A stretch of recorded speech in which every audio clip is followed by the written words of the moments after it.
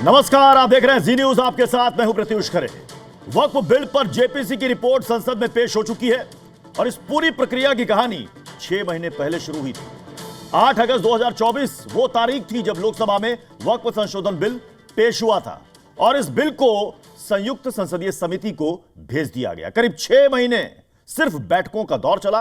पूरे देश में 38 बैठकें हुई और इन बैठकों में मुस्लिम संगठनों के सबसे बड़े मंच यानी कि जमीयत उलेमाए हिंद से सीधा मंथन हुआ, संवाद हुआ।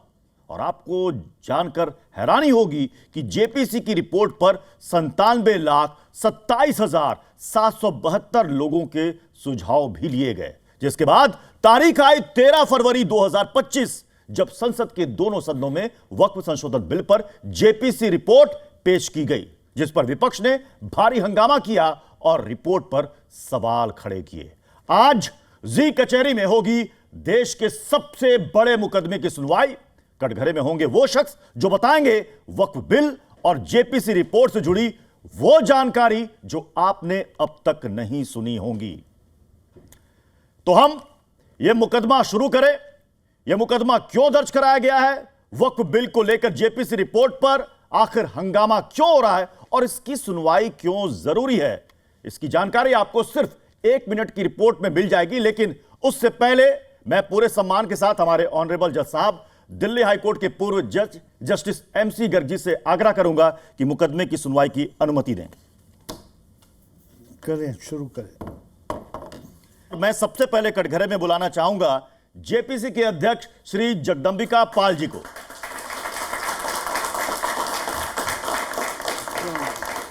जगदंबिका पाल जी, कृपया आइए। और साथ ही मैं जज साहब आपसे अनुमति चाहूंगा कि हमारे साथ आज कचहरी में और भी खास मेहमान हैं, उनसे दर्शकों का परिचय करा दूं, आपकी अनुमति हो तो। हमारे साथ जुनैद हैरिस साहब हैं, इस्लामिक स्कॉलर हैं। हमारे साथ हैं अमन गिरी महाराज, धर्मगुरु हैं। शेख अलीमुद्दीन असादी साहब इस्लामिक स्कॉलर हैं। डॉक्टर आदिश अग्रवाला जी हैं, सीनियर एडवोकेट हैं और एक्स प्रेसिडेंट हैं सुप्रीम कोर्ट बार एसोसिएशन के। और एडवोकेट कामरान मलिक साहब भी हमारे साथ स्टूडियो में मौजूद हैं। और हाजिर अंग्रेज जी हैं, AIMIM के प्रवक्ता भी हमारे साथ। सबसे पहले जगदंबिका पाल जी, आप ही से ये सवाल, क्योंकि हर कोई वो जानना चाहता है जो अब तक पब्लिक डोमेन में नहीं है या फिर उनको इसकी जानकारी नहीं है। वक्फ पर जेपीसी रिपोर्ट्स की क्या वो इंटरेस्टिंग पॉइंट्स है जो आप लोगों को बताना चाहेंगे? देखिए, ज्वाइंट पार्लियामेंट्री कमेटी जी वक्फ पे जो बनी, पहले तो इसमें गौर कर लीजिए कि इस सरकार ने केंद्र की, उन्होंने वक्फ में जो 1995 का एक्ट है, प्रिंसिपल एक्ट है, उसमें और ट्रांसपेरेंट करने के लिए, और साफ है कि वक्फ कौन करता है, कोई वाकिफ करता है और वाकिफ अपनी डेडिकेटेड प्रॉपर्टी को गॉड के नाम पे, अल्लाह के नाम पे करता है। और उसका मंशा ये होती है कि जो हम अपनी प्रॉपर्टी को वक्फ कर रहे हैं उसका जिस मकसद से है कि चाहे पसमानदा मुस्लिम्स हो या ख़वातीन हों या हमारी विडो बहनें हों या आर्फन हों, बच्चे हों, तो उनके फ़ायदे के लिए।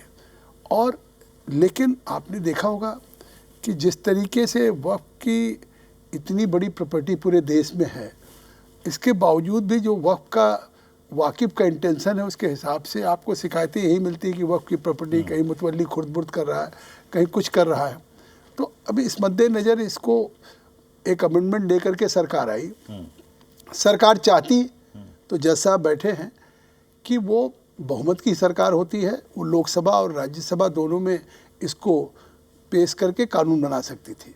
लेकिन खुद संसदीय कार्य मंत्री किरण रिजिजू जी ने कहा, और जो अल्पसंख्यक मंत्री भी है, कि हम इस पे और डिटेल डिलिब्रेशंस और इसके डिस्कशन चाहते हैं, ज़्यादा से ज़्यादा स्टेक होल्डर्स के साथ हम चाहते हैं कि इस पे हो, जिससे कि अच्छा कंप्रहेंसिव रिपोर्ट बन सके, एक अच्छी हो ट्रांसपेरेंट ढंग से, जिसका फ़ायदा मिले। और इसलिए 8 अगस्त को, जैसा आपने जिक्र किया कि 8 अगस्त को जब उन्होंने खुद पेश किया, तो जेपीसी के लिए भी रेफर करने का काम खुद सरकार ने किया और उनके आग्रह पे हमारे स्पीकर साहब ने कमेटी गठित किया, मुझे चेयरमैन की जिम्मेदारी मिली। और आपने कहा पिछले 5 महीने में, क्योंकि 8 अगस्त को जी एक रिपोर्ट आई, 9 कमेटी गठित हुई, लेकिन नोटिफिकेशन करीब 24 को हुआ, तो काम करने का मुझे 5 महीने का मौका मिला।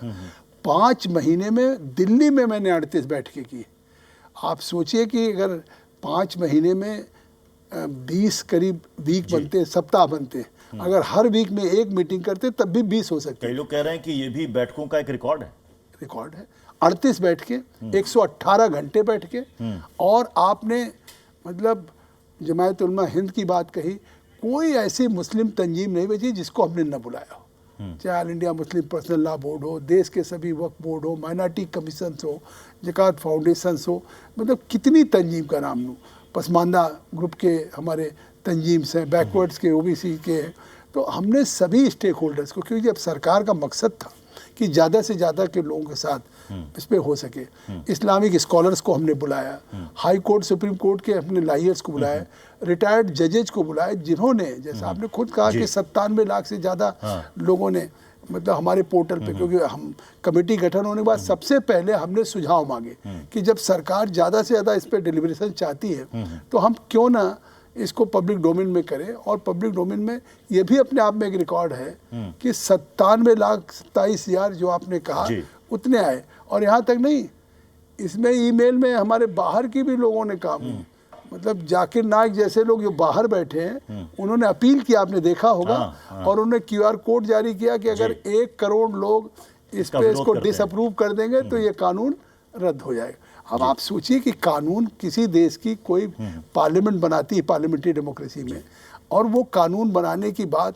अगर उस कानून में एक JPC गठित हो जाए, सत्ता पक्ष के प्रतिपक्ष के सभी सांसद हों और आम जनता जो हितधारक हैं, स्टेक होल्डर्स हैं, उनके साथ बैठक करें, तो इससे ज़्यादा जमहूरियत या इससे ज़्यादा जमहूरी कानून बनाने का क्या तरीका हो सकता है, इससे ज़्यादा।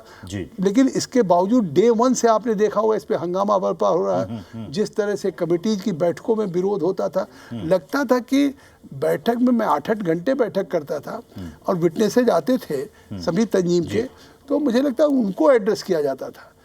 अन्यथा कोई सवाल नहीं कि जब सबकी राय सुनी जा रही थी, सबको मैं अवसर दे रहा था। तो अब आज ये जो हमारी रिपोर्ट आज हमने प्रस्तुत किया, ये पिछले 5 महीने की एक्सरसाइज है। 38 दिल्ली में बैठकें की हमने, महाराष्ट्र में हमने, गुजरात, तेलंगाना, कर्नाटका, यूपी, तमिलनाडु, यूपी, बिहार, वेस्ट बंगाल, उड़ीसा, असम, सभी पूरी कमेटी को ले गए। और मैं धन्यवाद दूंगा आपके चैनल के माध्यम से कि सभी बैठकों में, चाहे टूर में गए हो तब भी ज़्यादा से ज़्यादा सदस्य आए, उसमें कोई सत्ता पक्ष प्रतिपक्ष नहीं, यहाँ की भी बैठकों में भाग लिया। आखिरी जब 27 को बैठक हुई और 29 को, 27 को जब आखिर में होता तो इस JPC की एक प्रक्रिया है कि जो सरकार 44 अमेंडमेंट्स लेके आई थी क्लाजेज में, उस पर हमने अमेंडमेंट्स मांगा सभी सदस्य से, और सारे सदस्यों ने सभी क्लॉज बाई क्लॉज पे अमेंडमेंट दिया था। पार्लियामेंट्री डेमोक्रेसी में अगर पार्लियामेंट में भी कोई कानून बनता है तो उसकी क्या प्रक्रिया होती है? उसकी प्रक्रिया ये होती है कि अगर सहमति नहीं बनती है, मान लिया, तो या तो वॉइस वोटिंग से होती है या तो फिर बैलेट से होती है। लेकिन कोई कानून भी बनता है तो पार्लियामेंट्री डेमोक्रेसी में मेजॉरिटी के आधार पर बनता है। इसमें भी हमने जो कहा जा रहा है कि साहब हमारे अमेंडमेंट्स नहीं स्वीकार किए गए, कोई अमेंडमेंट जब मूव किया, मैं इस सवाल पर आऊंगा सर, लेकिन उससे पहले चूंकि आपने कहा कि आप लगभग सभी राज्य गए और तमाम स्टेक होल्डर से आपने बात की, जब आप लोगों से बात कर रहे थे, स्टेक होल्डर से बात कर रहे थे, तो क्या ऐसी बातें सामने आ रही थी जो आपको भी चौंकाने वाली थी?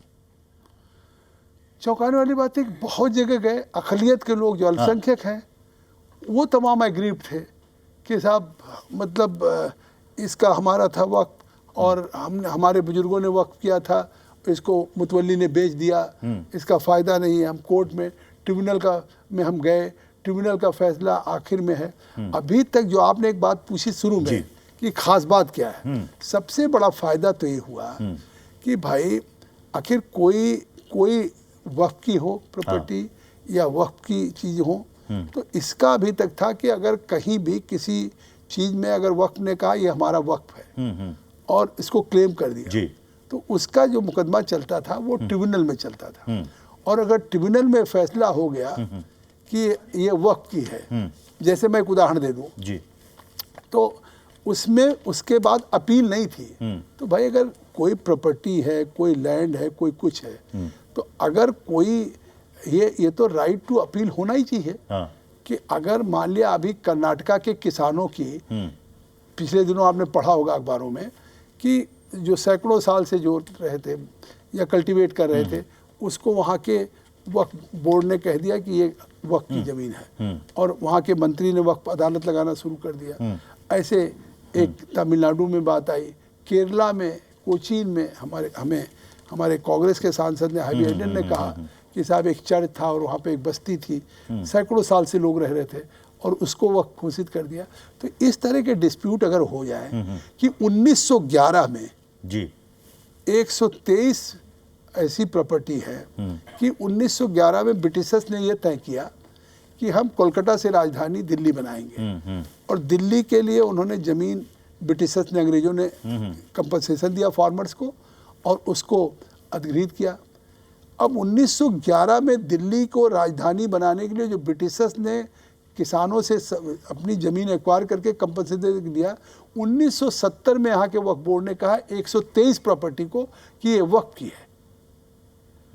और 2013 में लोकसभा के चुनाव के पहले उस समय की सरकार ने एक कैबिनेट डिसीजन कर दिया कि ये 123 प्रॉपर्टी वक्फ को दे दिया जाए। वो तो हाई कोर्ट ने स्टे कर दिया, नहीं लाखों करोड़। मतलब आपने जितने भी स्टेक होल्डर से बात की, ज्यादातर लोगों ने बताया कि इसमें संशोधन होना अनिवार्य है, ये कहा जरूरी है। जो हमारे माननीय सांसद हैं उन्होंने तो भी किसी इस ने बात आपको उस दौरान ये नहीं कहा कि ये मुसलमानों के खिलाफ है? देखिए, ये तो एक भ्रम पैदा किया जा रहा है। हाँ। क्योंकि ये एक देश में एक नैरेटिव सा हो रहा है कि अगर ये कानून पास हो जाएगा तो आपकी मस्जिद चली जाएगी, कब्रिस्तान चला जाएगा, खानकाह चली जाएगी, ईदगाह चली जाएगी। कहाँ है आखिर ये बात? वहाँ जब हम जेपीसी में बैठते थे तो हमने रिपोर्ट दे दी, जो मैं डिस्कस कर सकता हूँ। लेकिन आखिर कोई जो अमेंडमेंट्स हुआ है उसमें कोई कह दे कि अगर ये एक्ट पास होगा तो चला जाएगा। अब वो सेक्शन 40 की बात कर रहे हैं, वक्फ बाय यूजर की बात कर रहे हैं। आज इसमें जो अमेंडमेंट हुआ है, वक्फ बाय यूजर को भी अगर ख़त्म किया है कि अगर वक्फ की डीड नहीं है और उसको हम वक्फ के रूप में यूज करते आए हैं तो वक्फ की प्रॉपर्टी रहेगी।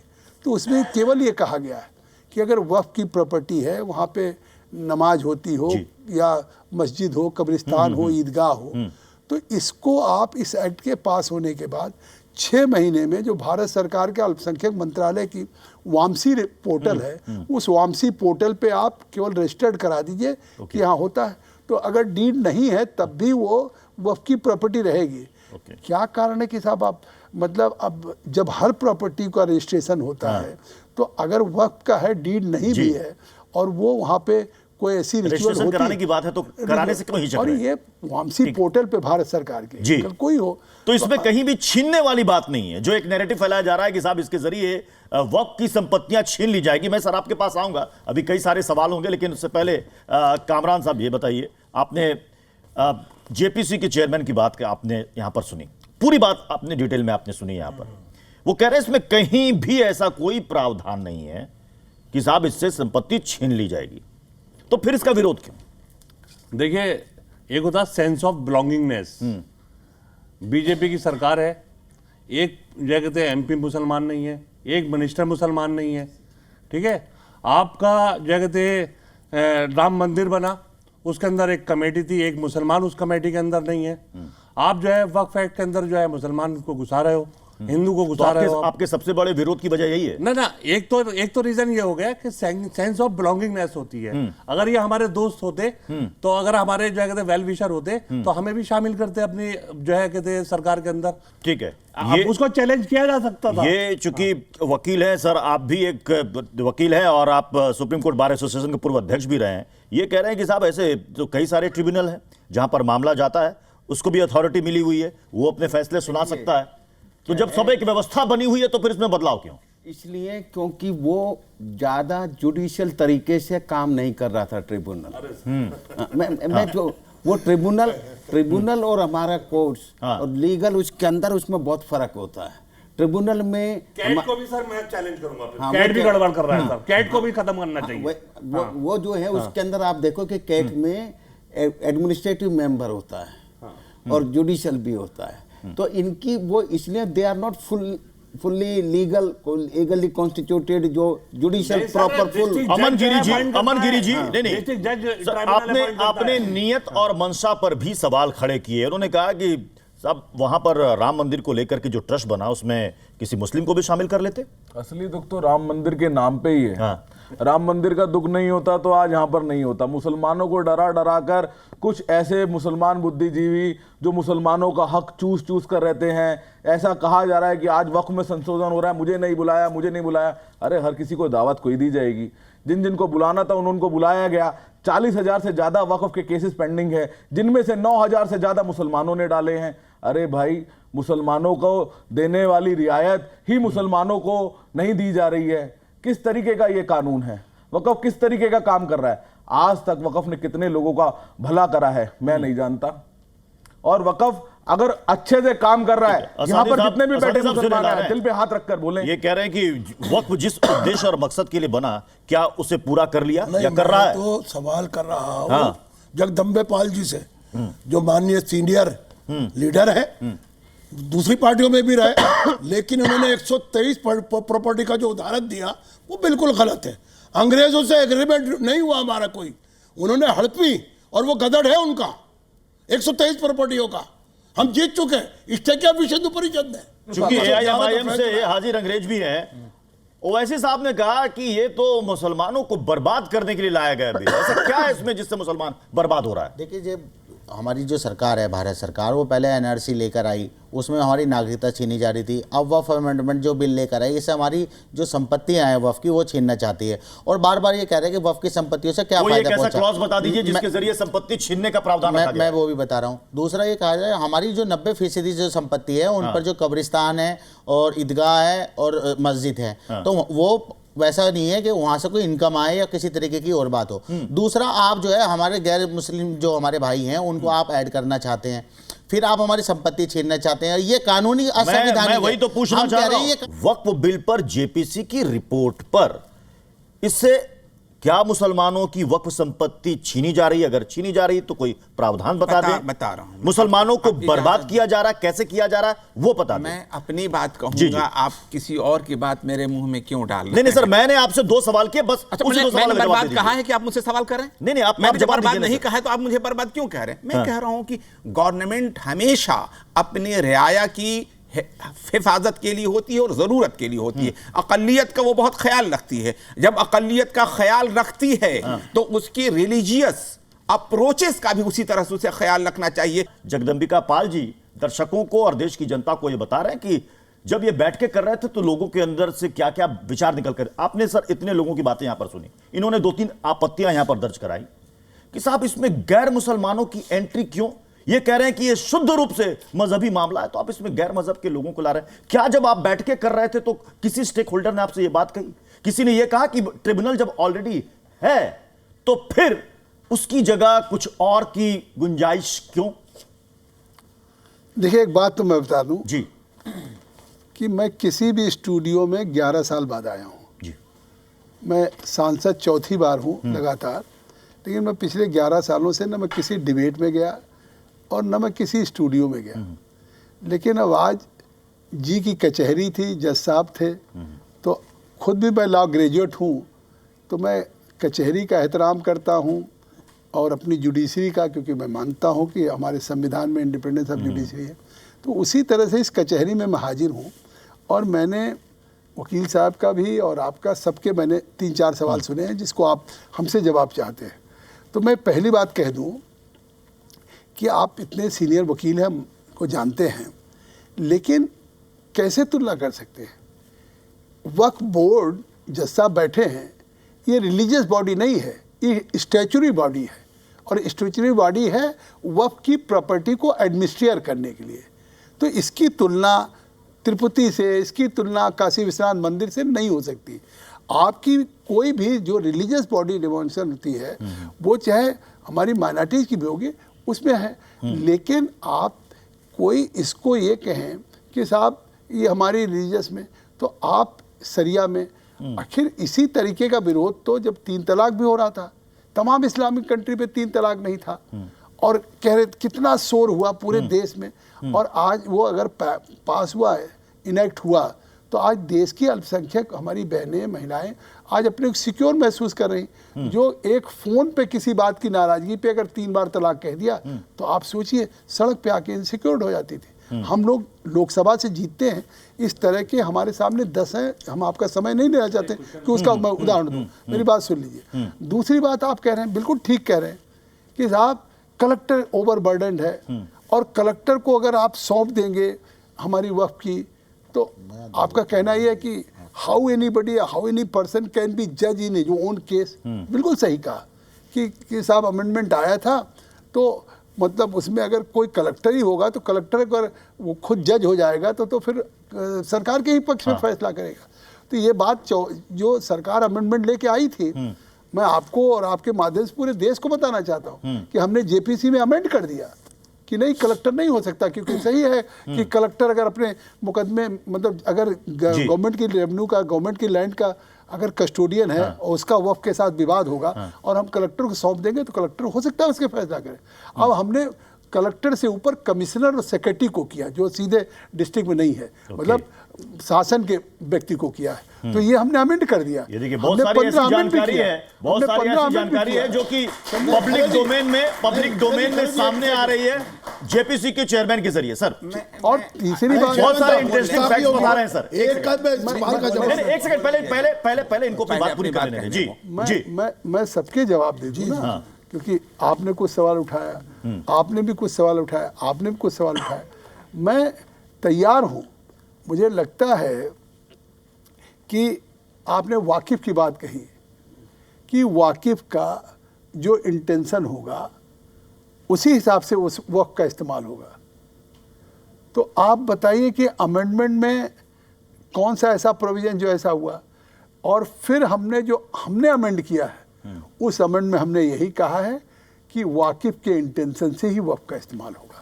हमने ये कहा। मैं बड़ी बात बताना चाहूंगा, अगर आप इजाजत दें,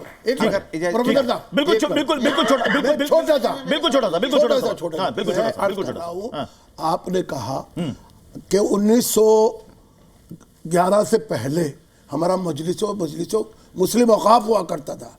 अभी आपने कहा कि ये गवर्नमेंट की प्रॉपर्टी, गवर्नमेंट इसको डिसाइड करेगी। इस पर हमें एतराज है। हम ये चाहते हैं, जिस तरह सुन्नी मजलिस औकाफ 1947 से पहले था, 1950 तक रहा, हम चाहते हैं उसी तरह का जो दस्तूरी हक हमें मिला हुआ था ब्रिटिश साम्राज्य से भी, उसके बाद हिंदुस्तानी सरकार से भी, हम चाहते हैं हमें हमारे रहमो करम पर छोड़ दिया जाए। उससे बेहतर कर रहे हैं, उससे बेहतर करेंगे। नहीं, मैं एक और अर्ज कर दूंगा। और एक बात मैं सुन, आप मुझे चेयरमैन, एक सेकंड की बात हो रही है। आप इसके अंदर किसी हिंदू का दाखिला, किसी गैर मुस्लिम का दाखिला हमारे लिए मुमानियत है शरीयत के तौर पर। ये शरिया का मामला ही नहीं है, ये शरिया का मामला नहीं है। नहीं, आपने बड़ा अच्छी बात कही। वक्फ बोर्ड, मैं आ रहा हूं। मैं जवाब दे दूं, जवाब दे दूं आपका, क्योंकि एक बड़ा महत्वपूर्ण सवाल किया, क्योंकि यही सेम सवाल 3-4 मेहमानों की तरफ से आया है कि इसमें गैर मुस्लिमों का क्या ये देश के महत्वपूर्ण लोग हैं, देश के महत्वपूर्ण लोग हैं। हमारे बार एसोसिएशन के अध्यक्ष हैं, आप सीनियर वकील हैं, आप तंजीम है IIM के हमारे प्रवक्ता हैं, और हमारे एक बहुत बड़े धर्मगुरु हैं। तो ऐसे महत्वपूर्ण लोग हैं, तो कोई भी सवाल उठा रहा मैं उसका जवाब देने के लिए तो आपने हमें इस कटघरे में बिठाया है। आपने कहा कि 1911 में जो प्रॉपर्टी 123 का आप चेयरमैन साहब जिक्र कर रहे हैं, वो वक्फ की प्रॉपर्टी थी, वो मुस्लिम की प्रॉपर्टी थी, वो ब्रिटिश हुकूमत की नहीं थी, और वो गवर्नमेंट ने कब्जा किया था। मैं कह रहा हूँ तो गजट से होगा ना, कोई लैंड का रिकॉर्ड, रेवेन्यू रिकॉर्ड होता है, और वो गवर्नमेंट के पास होता है। ब्रिटिश काल से आज तक किसी का भी कोई खसरा, खतौनिया, 1526 फसली, मतलब सब के आज रिकॉर्ड हर डिस्ट्रिक्ट में, उससे बड़ा कोई कस्टोडियन डिस्ट्रिक्ट में नहीं है कलेक्टर से। और उसमें 1911 में ब्रिटिशर्स ने फार्मर से लैंड लिया, कंपनसेशन दिया, और उसके बाद एक्विजिशन किया। अगर वक्फ की थी तो 1911 में वक्फ को कहना चाहिए था, 1912 में, 13 में कहना चाहिए था। 1970 में उस 123 प्रॉपर्टी को वक्त घोषित किया है। अगर ये गलत हो तो मैं सांसद से इस्तीफा दे दूंगा। चेयरमैन की कौन सी बड़ी नहीं, गजट हुआ है। क्या बात नहीं, है चेयरमैन साहब, क्या बात है नहीं, गजट हुआ है। मैं कह रहा हूं चलिए अगर आप इजाजत दें। इस मुकदमे की सुनवाई में सभी पक्षों ने अपनी अपनी बात रखी। कटघरे में मौजूद जेपीसी के चेयरमैन ने भी उन सभी सवालों का जवाब दिया। अब बारी है जज साहब आपके फैसले की। क्या है आपका फैसला? मेरा ये कहना है कि जो संशोधन बिल पास हुआ है, that is only A bill and it is now before the parliament, both the houses. Everybody is in A position, अगर कोई उस पर अमेंडमेंट करना चाहें, उस पर वोटिंग करना चाहें, उसको परिवर्तन करना चाहें तो वो कर सकते हैं, तो उसमें कोई दिक्कत नहीं है। और जब तक वो पास नहीं होता, पार्लियामेंट उसको अडॉप्ट नहीं करती, तब तक वो बिल है केवल। धन्यवाद जगदम्बिका पाल जी हमारे साथ जुड़ने के लिए। तो आज की कचहरी में बस इतना ही। फिर मुलाकात होगी एक नए मुकदमे के साथ। आप देखते रहिए जी न्यूज़।